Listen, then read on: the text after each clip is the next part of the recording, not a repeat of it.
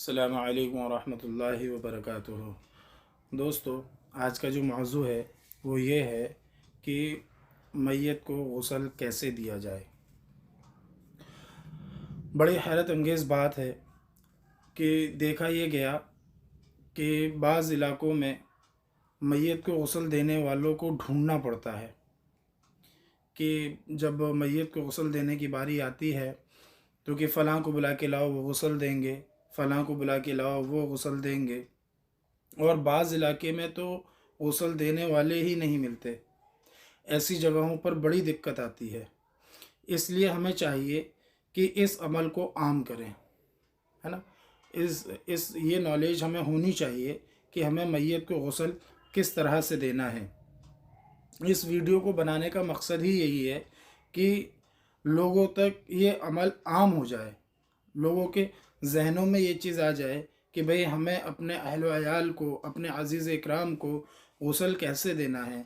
अच्छा, गुस्ल जो है अपने अज़ीज़ को अपने हाथों से गुस्ल दें भाई, ये अल्लाह के नबी की सुन्नत है। और ये शरीयत में भी हुक्म है कि मैयत को गुस्ल पहले उसके घर वाले ख़ुद दें, ये शरीयत भी कहती है इस चीज़ को।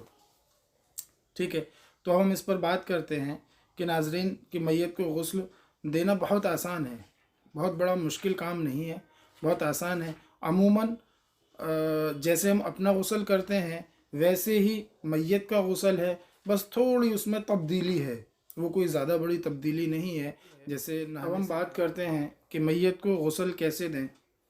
मैयत को गुस्ल देते वक्त हमें 3 बातों का ख्याल रखना है। कितनी बातों का?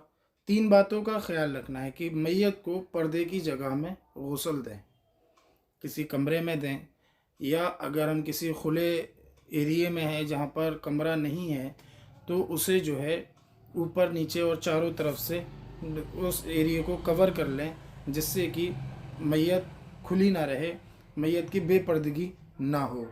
और दूसरी चीज़ ये, मैयत के पास ज़्यादा लोग ना रहें, एक जो गुस्ल दे रहे हैं वो और एक दो जो हेल्पर रहते हैं वो मैयत के पास रहें, उससे ज़्यादा मैयत के करीब ना रहें, वो बाकी सारे लोग बाहर निकल जाएं।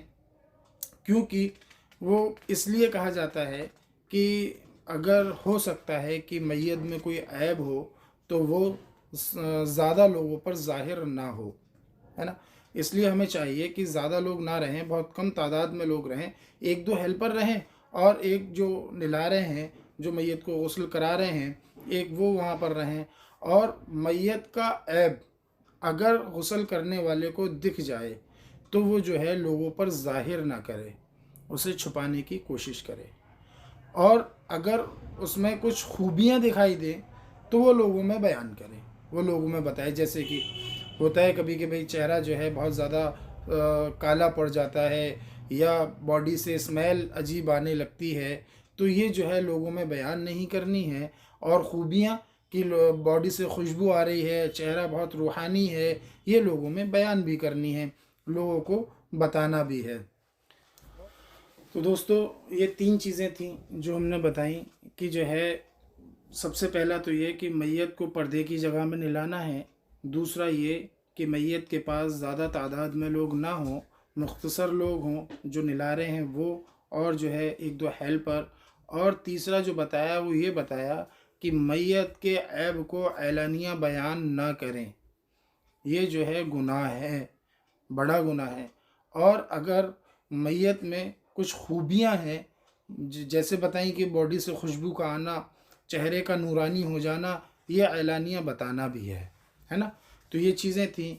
अब चलते हैं कि मैयत को किस तरीक़े से हमें गुस्ल देने के लिए लिटाना है। कि सबसे पहले तो हम तख्ते को रख लेंगे, तख्ते को हम इस तरह रखेंगे कि मैयत का सर जो है उत्तर की तरफ हो जाए। किधर हो जाए? उत्तर की तरफ, जिधर से सूरज निकलता है। ठीक है। और लिटाने से पहले तख्ते को बहुत अच्छे से साफ़ कर लेंगे, धो लेंगे पानी डाल करके। बाज़ जगह लोगों का ये भी है कि जो है अगरबत्ती से तख्ते के चारों तरफ 3, 5 या 7 मरतबा अगरबत्ती को घुमा लें ताकि खुशबू हो जाए, है ना। लेकिन बाज़ जगह ऐसी कोई रिवायत नहीं मिलती कि अगरबत्ती का लगाना, धूनी देना। बाज़ जगह है तो लगा भी सकते हैं और नहीं भी लगा सकते, ऐसा कोई ज़रूरी नहीं है कि भाई लगाना ही है। तो पहले फिर उसके बाद हम जो है तख्ते को अच्छे से साफ़ कर लेंगे। फिर हम जब मैयत को लिटा लेंगे तो हमें चाहिए कि पानी गर्म कर लें। हमें पानी ज़्यादा गर्म नहीं करना है। तो पानी को जब हम गर्म करें तो हमें चाहिए कि हम उसमें बेरिया के पत्ते भी डाल लें, अगर सहूलियत से मिल जाएं।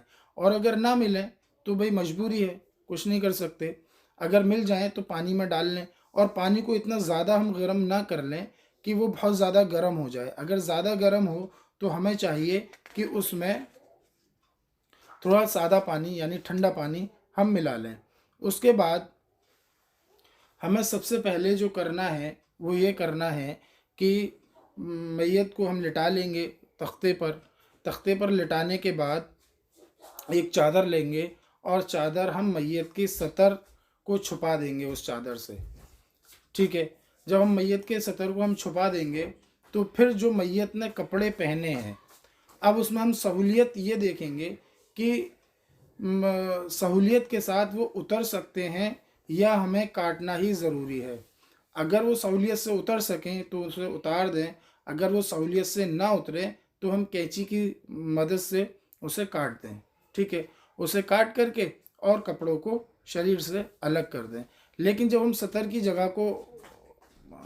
जगह के कपड़े को हटाएं तो हमें चाहिए कि वो चादर जो हमने ऊपर से डाली है वो सतर हमारा खुले ना।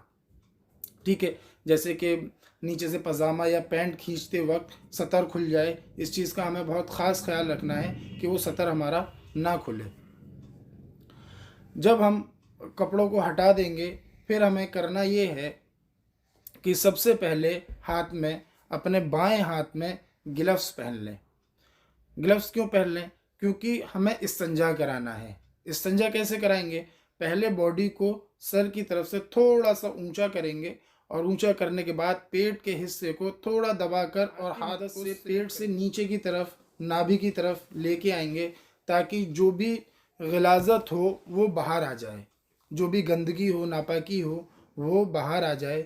फिर हम जो है, अगर मिट्टी के डेले हैं तो मिट्टी के डेले से, अगर कॉटन है तो कॉटन से हम उस ग़िलाज़त को, उस नापाकी को साफ़ कर लें अच्छे से।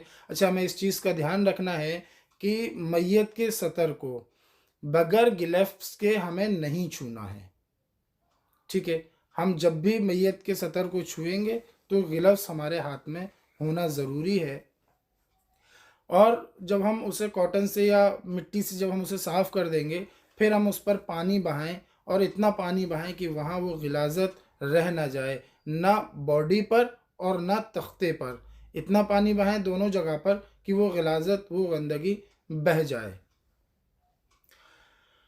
फिर इसके बाद जो स्टेप लेना है वो ये लेना है कि हमें मैयत का गुस्ल कराना है, वज़ू कराना है। वज़ू हम कैसे कराएंगे? क्योंकि चूँकि अब मैयत को वज़ू कराना है तो कुल्ली कैसे कराएंगे? तो कुल्ली हम ऐसे कराएंगे कि भाई मुंह में से पानी, कुल्ला कराएंगे, मुंह में पानी डालेंगे तो निकालने में दिक्कत आएगी।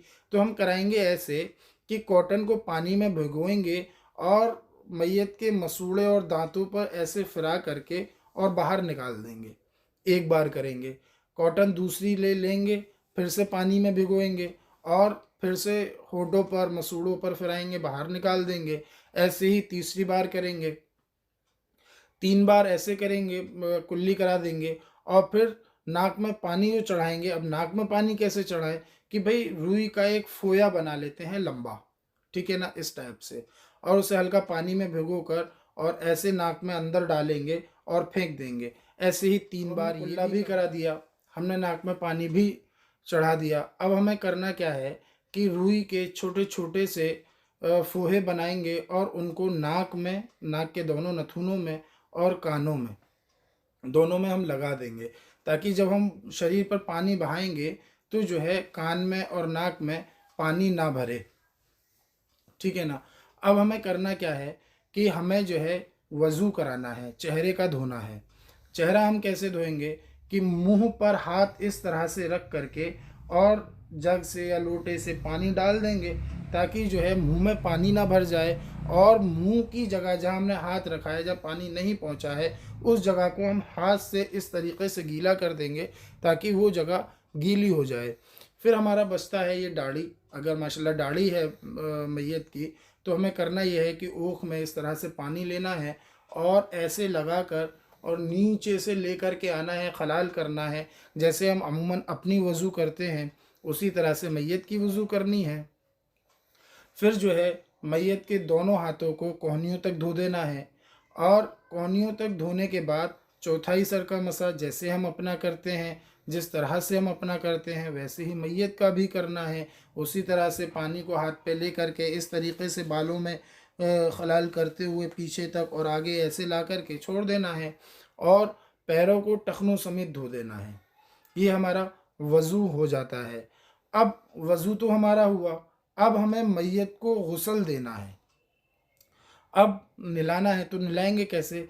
कि हम सबसे पहले दाईं तरफ से शुरू करेंगे कि मैयत को करवट कर लेंगे। मैयत को जो है बाईं तरफ करवट दे, बाएं हाथ पर करवट दे देंगे, दाईं तरफ अपनी तरफ उठा लेंगे और पीछे से पूरे हिस्से को पानी डालेंगे। दाईं तरफ जब हम करवट ले उठा लेंगे, तो वहाँ फिर 3 मरतबा पानी डालना है। अगर साबुन लगाने की ज़रूरत है, साबुन लगाना है, तो पहले 1 मरतबा पानी डालेंगे, फिर अच्छे से साबुन लगा लेंगे, और फिर जो है साबुन लगाने के बाद फिर पानी डालेंगे और फिर पानी डालेंगे, यानी कि 3 मरतबा हम पानी डालेंगे। ऐसे ही फिर हमें बाईं तरफ भी करना है कि बाईं तरफ का हिस्सा हम उठा लेंगे और फिर वहाँ पर 1 मरतबा पानी डालेंगे, फिर हम साबुन को लगा लेंगे, और फिर हम दूसरी मरतबा पानी डालेंगे, फिर हम तीसरी मरतबा पानी डालेंगे। अगर मैयत की कंडीशन ऐसी है कि हम उसे करवट नहीं दे सकते हैं, तो हमें चाहिए कि हम इस तरह से पानी नीचे पहुंचाएं कि बाल बराबर हमारा नीचे का हिस्सा सूखा न रह जाए।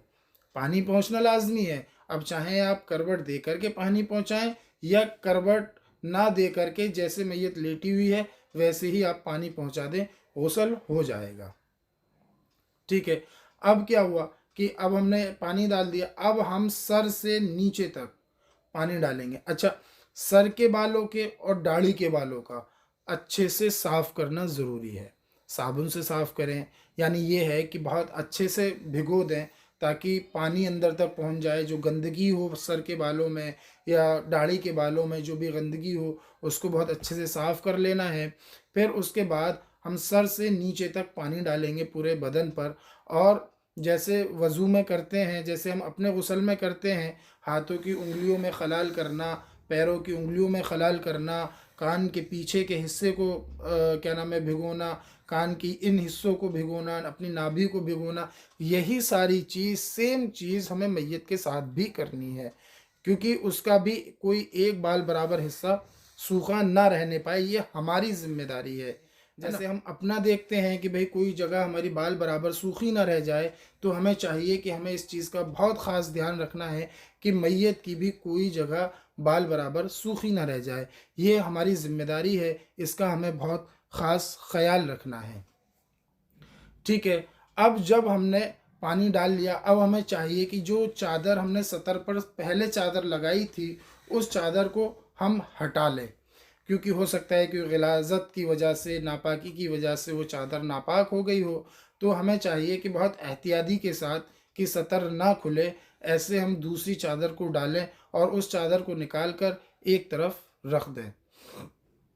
ठीक है। अब जब हमने चादर भी चेंज कर ली, अब हम ऊपर से सर से पानी डालना शुरू करेंगे पैरों तक। अब सारी जगह हम देखेंगे कहीं कोई जगह हमारी सूखी तो नहीं रह गई, और हम इतना पानी बहाएंगे शरीर पे कि बाल बराबर बॉडी का मैयत का सूखा ना रह जाए। ठीक है। फिर इसके बाद उस चादर को भी हम हटा देंगे। फिर हम तीसरी चादर बॉडी के मैयत के ऊपर लगाएंगे, और वो फाइनल चादर होगी। उसके बाद हम जो है कोई एक ऐसी चादर लेंगे जिससे कि मैयत के ऊपर जो पानी है उसको सूख ले, उसको अपने अंदर जज्ब कर ले। तो उससे हम धीरे धीरे धीरे धीरे, हमको ऐसा नहीं कि मैयत को जो है रगड़ करके साफ़ करना है, हमें रगड़ के साफ़ नहीं करना है, बहुत हल्के हाथ से, बहुत धीरे धीरे से मैयत की बॉडी से पानी को सूखना है। सूखने के बाद उसको जो है तदफीन के लिए, कफनाने के लिए वो ले जा सकते हैं। फिर उसका जो है कफनाने का जो तरीक़ा है वो आगे इंशाल्लाह नेक्स्ट वीडियो में हम बात करेंगे उसके बारे में। नाज़रीन, तो ये बात थी मैयत के गुस्ल के हवाले से। ये छोटी छोटी सी नॉलेज हमें होना बहुत ज़रूरी है। न जाने कब किस मोड़ पर हमें किन चीज़ों की ज़रूरत पड़ जाए। तो अल्हम्दुलिल्लाह, अल्लाह का एहसान है, आज के वक्त में अगर हम नॉलेज लेना चाहें तो हर चीज़ बहुत आसान है, बशर्ते कि हमें उस चीज़ का शौक़ लग जाए। हमें अगर दुनियावी एतबार से किसी चीज़ का शौक़ लग जाता है तो हम उसको बहुत जल्दी कहीं से भी ढूंढ के निकालें, चाहे कितना भी मुश्किल हो, हम उसे सीख लेते हैं। ऐसे ही मेरे दोस्त, ये दीन का मामला है, ये हमारे हमारे इस्लाम की चीज़ें हैं, हमारी पाकी नापाकी है ना, हमें इस चीज़ का इल्म फ़र्ज़ है ना, और जो है वाजिबात, सुन्नतें और मुस्तहब, इन सारी चीज़ों की हमें छोटी छोटी सी नॉलेज है, ये हमें होना बहुत ज़रूरी है। तो आज की जो वीडियो थी वो इस मैयत के गुस्ल के मौजू पर थी। नेक्स्ट वीडियो आप लोग बताएं किस मौजू पर बननी चाहिए, इंशाल्लाह फिर उस मौजू पर नेक्स्ट वीडियो बनाएंगे। आप लोग कमेंट में बता दें। बाकी वीडियो पसंद आई हो तो वीडियो को लाइक कर लें, चैनल को सब्सक्राइब करें और शेयर करना बिल्कुल ना भूलें, क्योंकि अब जब हम इसे शेयर करेंगे ना तो न जाने कौन इन बातों पर अमल कर ले और अल्लाह तबारक ताला कल क़यामत के दिन उसकी बदौलत हमारे मग़फ़िरत के फ़ैसले फ़रमा दे, आपके मग़फ़िरत के फ़ैसले फ़रमा दे। तो भाई सदक़ाए ज़ारिया समझ के इसे ज़्यादा से ज़्यादा शेयर करें और चैनल को सब्सक्राइब कर लें। मिलते हैं किसी नेक्स्ट वीडियो में, जब तक के लिए खुदा हाफिज़, शब्बा खैर, अस्सलामु अलैकुम व रहमतुल्लाहि व बरकातुहू।